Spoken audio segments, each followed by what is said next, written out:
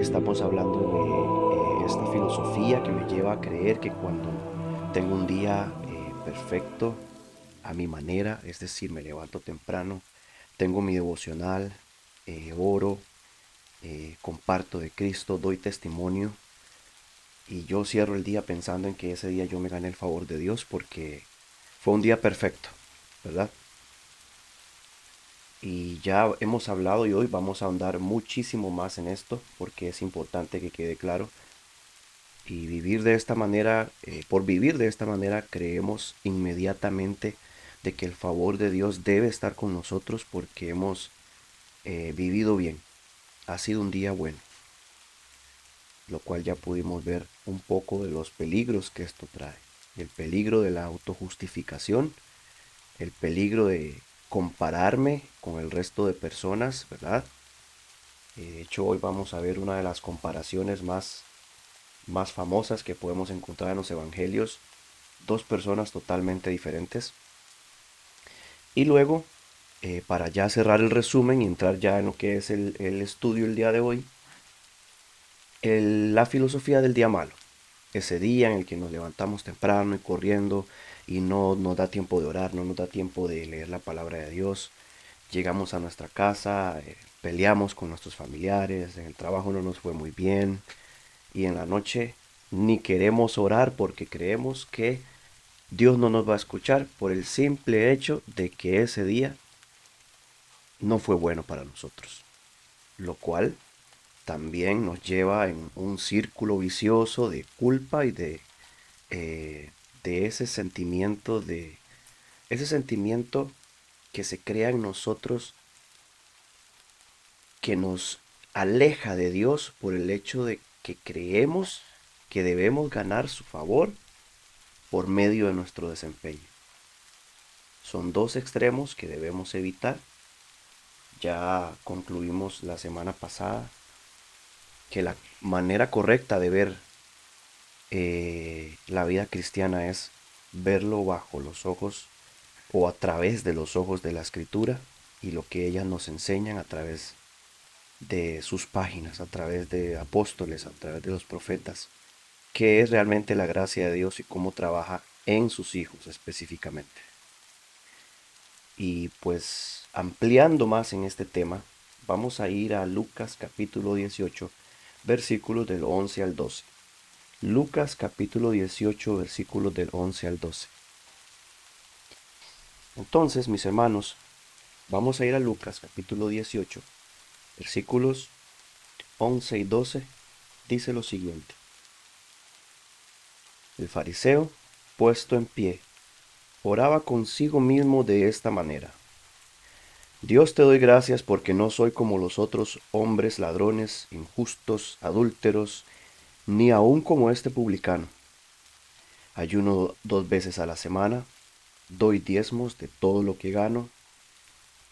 Mas el publicano, estando lejos, no quería ni aun alzar los ojos al cielo, sino que se golpeaba el pecho diciendo, Dios, sé propicio a mí, pecador.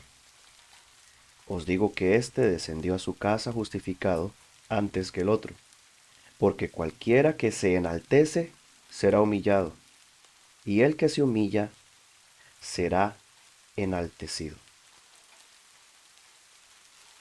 Qué excelente parábola tenemos acá de parte de nuestro Señor.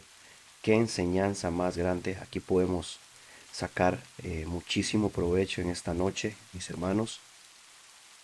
Y quiero, después de leer este pasaje, ponernos un poquito más en perspectiva, leyendo una de las cartas que escribió el famoso pionero de las misiones, William Carey, cuando cumplió 70 años.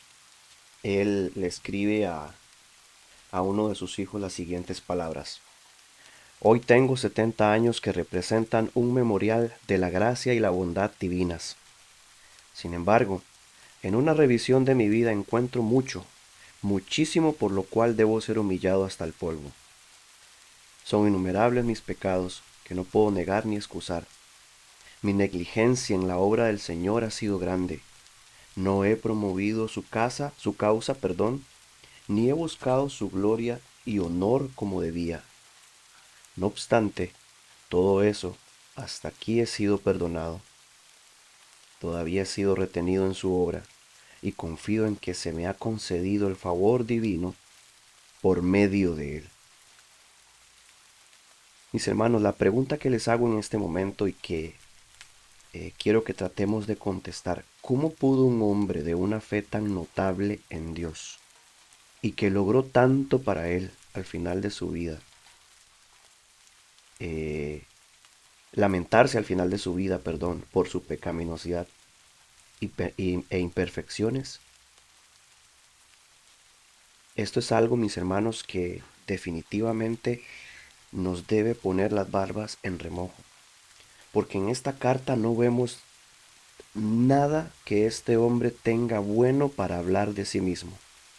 Después de su ministerio exitoso y todos los años invertido en la obra misionera, innumerables oídos que escucharon el Evangelio a través de este hombre, innumerables kilómetros recorridos por los pies de este hombre, y aún así, él describe su vida que tiene muchas cosas por lo cual debe ser humillado hasta el polvo. Y no, mis hermanos, no es una actitud de falsa humildad, no es una actitud eh, de introspección excesiva donde él está exagerando, no está mostrando ni siquiera culpabilidad. Este hombre, podemos concluir en este pequeño extracto que leímos de él está diciendo: todo lo bueno que se ha alcanzado a través de mi ministerio ha sido por la obra, gracia y misericordia de Dios. Dice él: hasta aquí he sido perdonado, todavía he sido retenido en su obra, confío que se me ha concedido el favor divino por medio de él. Mis hermanos, tenemos que tener muchísimo cuidado de no caer en el fariseísmo cristiano. Eso es peligroso. El fariseo cristiano, mis hermanos, de igual manera en como encontramos el fariseo en capítulo 18 de Lucas, es una persona que se compara con aquellas que no conocen de Dios, con aquellas que no tienen temor de Dios, con aquellas que han caído en pecados graves, como los que ustedes pueden mencionar en este momento: adulterio, asesinato, fornicación, todos aquellos pecados que vienen a nuestra mente cuando escuchamos la palabra pecado. Este cristiano ve a los otros cristianos o no cristianos y empieza a medirse, ¿verdad?, con las personas, y dice: bueno, soy un cristiano que ha estudiado la Biblia, que cree la doctrina correcta, que he leído muchos libros, que practico todos los días mi devocional en la mañana, no me pierdo ni un solo día, e inclusive soy una persona activa en el ministerio. No soy un calientabancas, no soy un calientabancas como otros hermanos. Y es ahí donde empieza el peligro, porque nos empezamos a creer muy justos con respecto a nuestra vida cristiana. Empezamos a creer que estamos en otro nivel de espiritualidad en nuestra vida cristiana, que tenemos otro nivel de moralidad por encima del resto. Pero de nuevo, mis hermanos, nos estamos acercando peligrosamente a un límite que no debemos cruzar. Esta persona empieza a decir: bueno, yo no soy como aquel homosexual, no soy como aquella persona que abortó y mató a su bebé dentro de su vientre, no soy aquel que asaltó y robó a un joven y lo mató. Y empezamos a hacer todo tipo de comparaciones. Inclusive, mis hermanos, hemos tenido la tendencia de compararnos con otros cuando en algunas ocasiones hemos dudado de nuestra salvación. Nos comparamos con Juanito, con Pedrito, con Rafael y decimos, bueno, es que estos tres hermanos dicen que son cristianos igual que yo, pero yo asisto más veces a la iglesia. Pepito dice que es cristiano igual que yo, pero yo diezmo más que él. Mis hermanos, ¿qué diferencia hay entre este tipo de cristianismo que confía en su propia justicia con este fariseo que oró y dijo, oh Dios, te doy gracias porque no soy como los otros hombres, que son ladrones, no soy malhechor, no soy adúltero, no soy como aquel, no soy como el otro? Yo no falto ningún domingo, estoy en todos los estudios bíblicos, yo siempre diezmo. ¿Cuál es nuestra diferencia con este fariseo? Ahora, si nos vamos a la otra cara de la moneda, encontramos al publicano y vemos que la actitud es totalmente diferente. Dice la palabra de Dios que él no quería ni aún alzar los ojos al cielo y se golpeaba el pecho diciendo, en señal de dolor, sé propicio a mi pecador, a mi pecado, perdón. Está reconociendo en profundo dolor y arrepentimiento, reconociendo, mis hermanos amados, su impiedad. Es consciente de su pecaminosidad. Y este hermano no estaba, definitivamente no estaba pidiendo perdón solamente por algunos pecados. Este hombre sabía que su vida completa, mis hermanos, estaba sumergida en el pecado. Él no estaba viendo otras personas. Él no estaba prestando atención al fariseo. Él no estaba prestando atención a la prostituta. Él no estaba prestando atención al asesino, al violador. Este hombre tenía sus ojos puestos en sí mismo y se comparaba con el Dios Santo, con el Dios justo, y decía, sé propicio a mi pecador. Creo que el problema, mis hermanos, y aquí vamos a ir avanzando poco a poco, se encuentra en nuestra definición de pecado. Hay, hay muchos problemas y muchas eh, ideas preconcebidas que tenemos cuando tenemos el pensamiento del fariseo. No conocemos quién es Dios, no entendemos la salvación, no entendemos definitivamente la gracia, no entendemos la justificación a través de Cristo. Esto lo vamos a ver en otros capítulos más adelante en detalle. Pero lo más importante es que este hombre no es capaz de entender la naturaleza del pecado.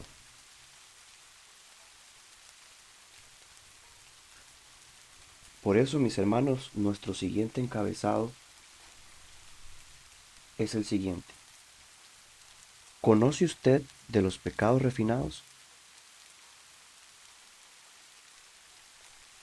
¿Qué son pecados refinados para usted?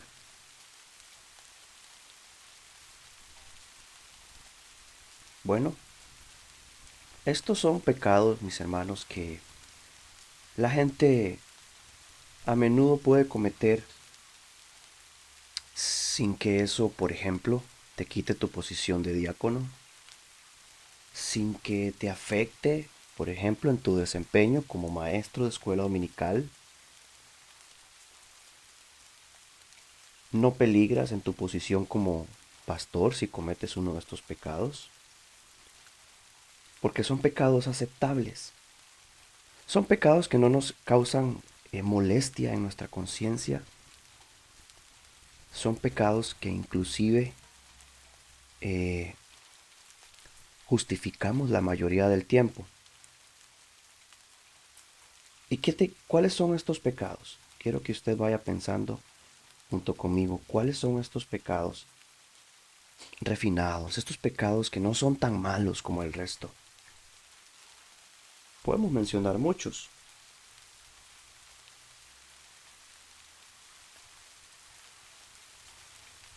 Podemos hablar de juzgar y criticar, Claro, no parece tan grave como matar a alguien, ¿cierto? No parece tan malo como la fornicación. ¿Y qué hay del chisme, hermanos? ¿Qué hay del resentimiento? ¿Qué hay de la irritabilidad, por ejemplo? ¿Qué hay de la impaciencia? ¿Nos hemos puesto a pensar, hermanos, en este tipo de pecados que no nos mueven a inclinarnos delante de Dios y pedir perdón? Si tú eres de estos, hermanos y hermanas, déjame decirte que tú tienes una mala concepción de lo que es la naturaleza del pecado. La naturaleza del pecado, mis hermanos, esto debemos entenderlo de una vez, no se encuentra en las consecuencias del pecado. Repito de nuevo, no podemos medir, mis hermanos, la gravedad del pecado por sus consecuencias. Y sí, tenemos que tener claro que las consecuencias de adulterar, por ejemplo, que es la relación sexual dentro del matrimonio con otra persona, no es la misma consecuencia que una persona que está juzgando y criticando a espaldas de otro. Pero si tú estás midiendo el pecado por la consecuencia que puedes tener, déjame decirte, hermano y hermana, estás completamente equivocado. Salmo 141:3 dice, Señor, ponme en la boca un centinela, un guardia a la puerta de mis labios. Hemos pensado en cómo hemos contristado y entristecido al Espíritu Santo por nuestra manera de hablar hacia los demás, la manera en la que juzgamos y criticamos a ciertos hermanos que tal vez no tienen la capacidad suya de entender la escritura o la capacidad económica para diezmar como usted lo hace, o quizá por ciertos defectos en su carácter. Qué peligroso es, mis hermanos, tener la actitud del fariseo. Les pregunto, ¿cómo reaccionaríamos si alguien nos dijera, bueno, yo en realidad no soy ladrón, pero a veces robo? O, no, yo no soy adúltero, pero a veces tengo una aventura de vez en cuando. ¿Qué les parece una afirmación así? En lo personal a mí me parece ridículo. Es inaceptable. Sabemos lo estricto de la palabra de Dios y Dios en su santidad, en su naturaleza, en contra del adulterio y el robo. Pero ¿por qué pensamos de este modo con respecto a nuestras conversaciones? Constantemente participamos en chisme, en crítica, en juzgar, pero no queremos ser reconocidos como personas chismosas, ¿cierto? ¿Qué debemos nosotros entender acerca del pecado, mis hermanos? ¿Qué otros pecados refinados cometemos de vez en cuando que no nos incomodan, que no nos provocan ese deseo de confesarlo al Señor y ponernos a cuentas con Él porque no es tan grave como otros? Usted mismo puede hacer una lista de ello. Vamos a ir a diferentes pasajes, mis hermanos, con los cuales quiero que, o deseo más bien que ilustremos la naturaleza del pecado. ¿Qué es lo que significa pecar en contra de Dios? Primer pasaje que quiero que visitemos es Levítico capítulo 16, versículo 21. Levítico 16, versículo 21. Pondrá Aarón sus dos manos, sobre la cabeza del macho cabrío. Confesará sobre él todas las iniquidades de los hijos de Israel, todas sus rebeliones y todos sus pecados, poniéndolos así sobre la cabeza del macho cabrío. Lo enviará al desierto por mano de un hombre, destinado para eso. Siguiente pasaje que quiero que veamos es Primera de Reyes 13:21. Primera de Reyes 13:21. Dice lo siguiente, si no, no, vamos a ver. Y clamó al varón de Dios que había venido de Judá diciendo, así ha dicho Jehová, por cuando has sido rebelde al mandato de Jehová, no guardaste el mandamiento que Jehová tu Dios te había prescrito. Y por último, Primera de Samuel 12. Primera de Samuel, capítulo 12, versículos 9 al 12. Y olvidaron a Jehová su Dios, y él los vendió en mano de Sísara, jefe del ejército de Azor, y en mano de los filisteos y en mano del rey Moab, los cuales le hicieron guerra. Y ellos clamaron a Jehová y dijeron, hemos pecado, porque hemos dejado a Jehová, hemos servido a los Baales y a Astarot. Líbranos pues ahora de mano de nuestros enemigos, y te serviremos. Entonces Jehová envió a Jerobaal, a Barak, Jefté, Samuel, y os libró de mano de vuestros enemigos en derredor, y habitasteis seguros.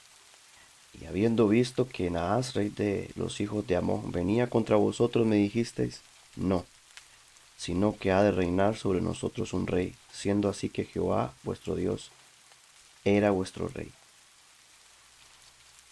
Aquí, mis hermanos, hay palabras importantes que se utilizan en el Antiguo Testamento intercambiablemente con la palabra pecado. Tenemos tres específicamente que acabamos de ver en estos pasajes.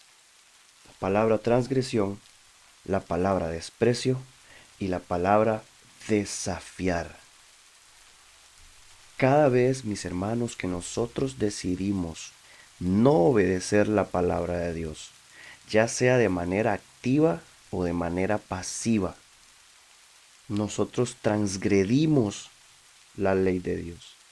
Palabra transgresión puede definirse como rebelión contra la autoridad. Nos rebelamos contra Dios y su palabra cuando decidimos hacer lo que nos parece.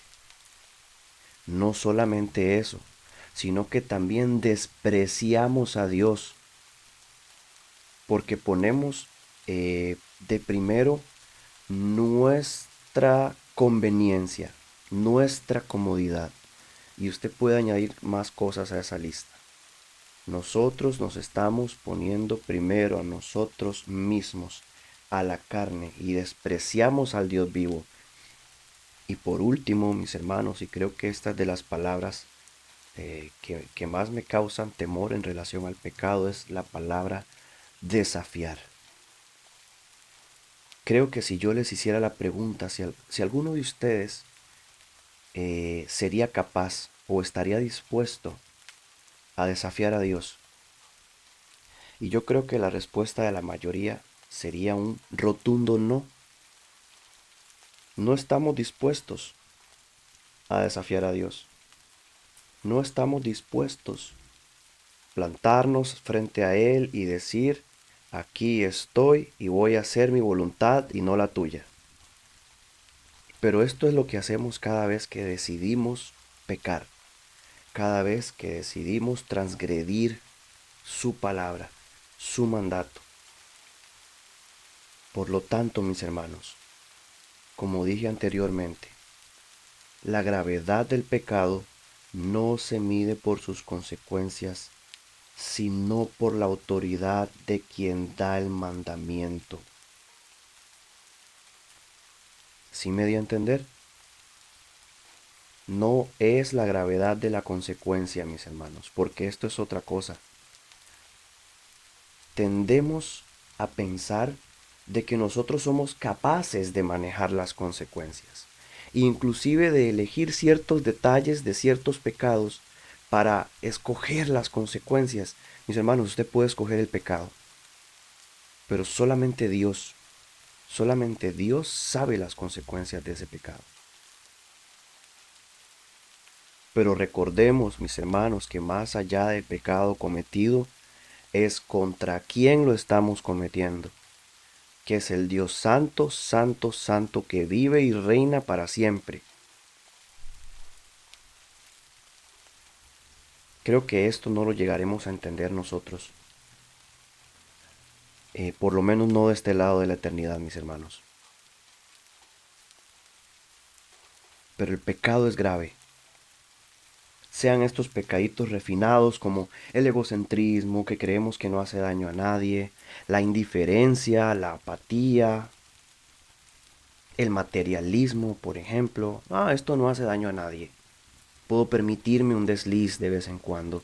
Mientras yo no fornique, mientras yo no mate, mientras yo no asalte. Pero mientras tú cometes uno de estos pecadillos, estás rebelándote, estás despreciando y estás desafiando al Rey soberano del universo. Estás desafiando a tu Creador. ¿Cómo crees que saldrás librado de esto? No, mis hermanos, como dice el pasaje conocido, cómo nos cuesta sacar la viga de nuestro propio ojo y dejar de fijarnos en la paja del ojo del hermano.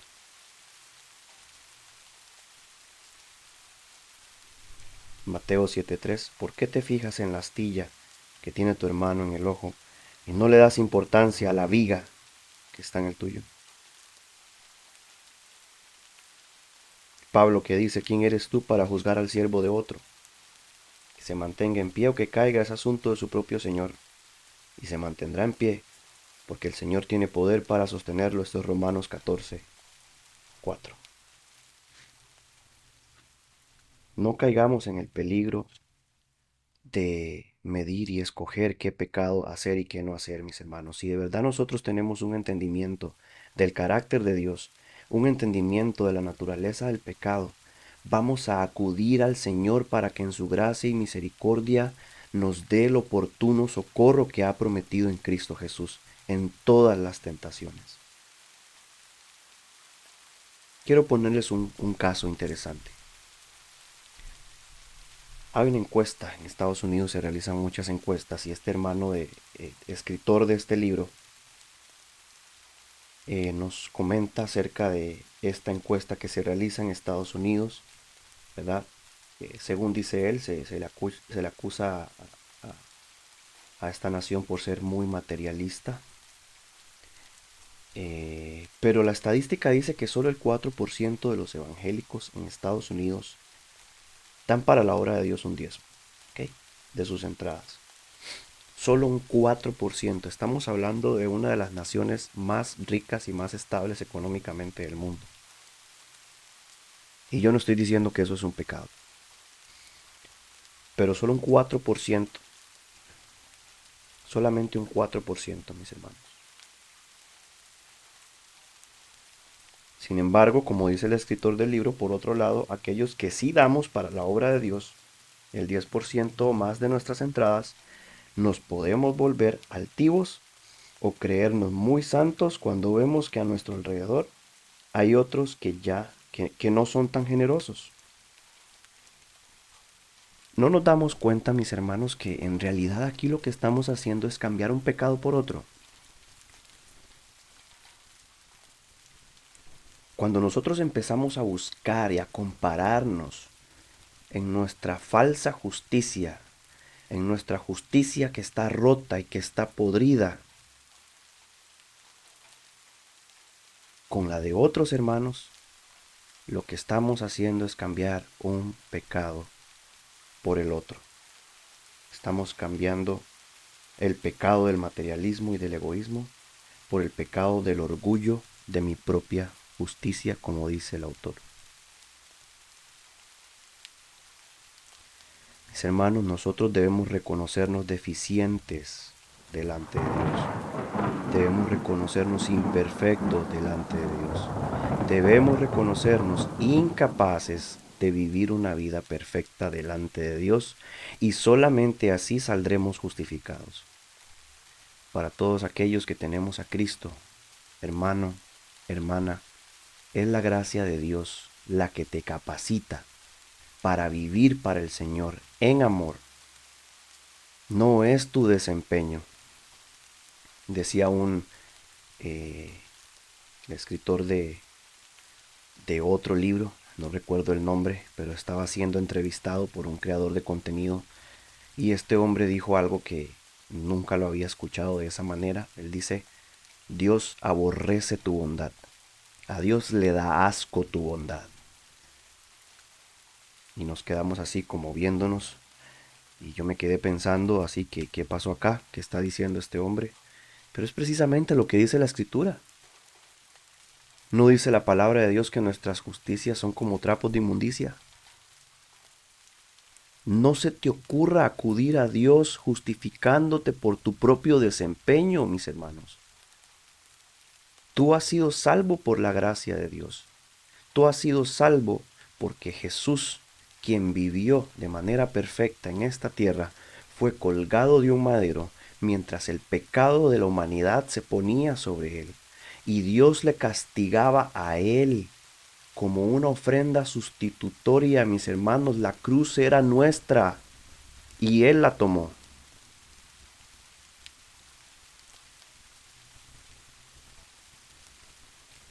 Si nosotros examinamos el capítulo de Primera de Corintios, capítulo 13, hay algunas conclusiones que el autor saca de este capítulo. Nosotros podemos entender que en la escritura,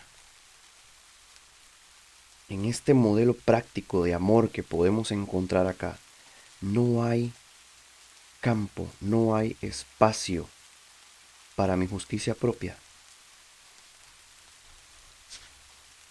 Él pone estos principios en sus propias palabras, se los leo a continuación. Soy paciente contigo porque te amo y quiero perdonarte. Soy benigno contigo porque te amo y quiero ayudarte. No envidio tus posesiones o tus dones porque te amo y quiero que tengas lo mejor. No me jacto de mis logros porque te amo y quiero saber de los tuyos. No soy orgulloso porque te amo y quiero apreciarte a ti antes que a mí mismo. No me comporto con rudeza porque te amo y me importan tus sentimientos. No soy egoísta porque te amo y quiero satisfacer tus necesidades. No me haces enojar con facilidad porque te amo y quiero pasar por alto tus ofensas. No guardo rencor porque te amo y el amor cubre multitud de pecados. Increíble, mis hermanos. En este modelo bíblico del amor que encontramos no solamente en 1 Corintios 13, que creo yo es un pasaje sin igual para hablar del amor, pero en todo el Nuevo Testamento podemos encontrar que este modelo de amor significa poner al otro antes que a mí. Poner al otro antes que mi conveniencia, antes que mi comodidad, antes que mi necesidad. Yo velo por el otro, porque es lo que hace Cristo en la cruz. El pasaje de Filipenses capítulo 2, que algunos teólogos llaman el pasaje kenótico, que es donde Dios se vacía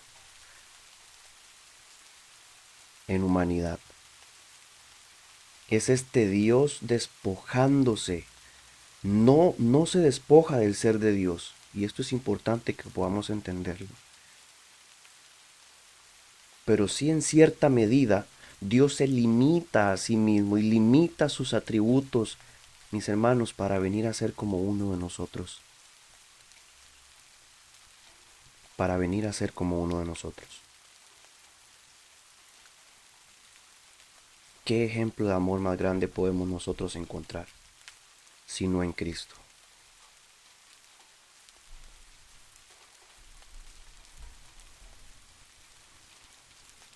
¿Cómo debemos considerarnos entonces como creyentes, mis hermanos?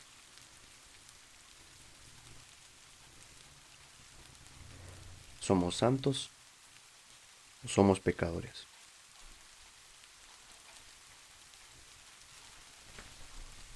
La palabra de Dios dice que al creer en Cristo somos justificados y que su justicia se atribuye a nuestra cuenta por la fe. Por lo tanto, Dios nos ve a través de su Hijo Jesucristo y nos ve santos, nos ve justos. Sin embargo, mis hermanos, también encontramos en las Escrituras de que somos imperfectos y que estamos en camino a ser hechos a imagen de Cristo. De ninguna manera, mis hermanos, hemos alcanzado la perfección, la estatura del hombre perfecto. Y es esa lucha en la que debemos vernos envueltos todos los días de nuestra vida.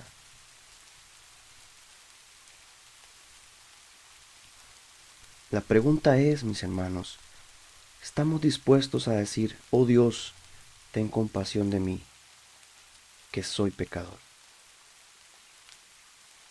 O como decía el hijo pródigo, ya no merezco que se me llame tu hijo.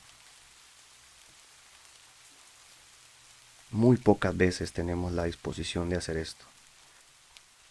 Y la mayoría del tiempo tomamos la posición del fariseo o del hijo mayor en la parábola del hijo pródigo, que le decía y le reclamaba a su padre, yo he estado todos los días contigo, te he servido. De nuevo, mis hermanos, apoyándonos en nuestro propio desempeño, en nuestra autosuficiencia. Eso Dios no lo quiere. Es solamente a través de los méritos de Cristo que tenemos salvación. Y para cerrar, mis hermanos, dice John Owen, conocido como el príncipe de los teólogos puritanos, los creyentes obedecemos a Cristo como aquel por medio del cual nuestra obediencia es aceptada por Dios. Los creyentes saben que todos sus trabajos son débiles, imperfectos e incapaces de sostenerse en la presencia de Dios. Por eso ven a Cristo como el que lleva la iniquidad de sus cosas santas, el que le añade incienso a sus oraciones, el que arranca toda la cizaña de sus trabajos y los hace aceptables para Dios. Mis hermanos amados, nuestras obras son imperfectas. Por eso debemos descansar en la obra de Cristo. Vivamos por amor. Entreguémonos a Dios en santidad porque le amamos. Recuerde que al aceptar a Cristo como Señor y Salvador, y esto es algo en lo que no voy a ahondar porque más adelante lo haremos en otro estudio, hemos muerto al pecado. ¿Qué implica morir al pecado? Es una pregunta que les dejo para que mediten. Y ya para cerrar, mis hermanos, les hago la pregunta, ¿has estado tú viviendo desde la perspectiva del fariseo, con el pensamiento de que no soy tan malo como aquel? ¿O tienes una percepción por lo menos lo más preciso de Dios, de la naturaleza del pecado, de la gravedad del pecado? Y eres como el publicano que dice, Dios, sé propicio a mí, porque soy un pecador. Preguntas para meditar en esta noche, al cierre de este estudio. Vamos a orar. Te damos gracias, mi Señor, por tu misericordia. Gracias por tu palabra, porque nos muestra el camino que debemos seguir como creyentes, Señor. Y perdónanos por todas estas veces que nos hemos apoyado en nuestra propia justicia, en nuestro propio desempeño para jactarnos de las bendiciones que solamente el sacrificio de Jesucristo pudo alcanzar con nosotros. Ayúdanos a entender, Padre, que cada una de las cosas que tú nos das a través de Cristo son para alabanza de tu gloria, por amor de tu nombre. Te doy gracias por todo. En el nombre de Jesús.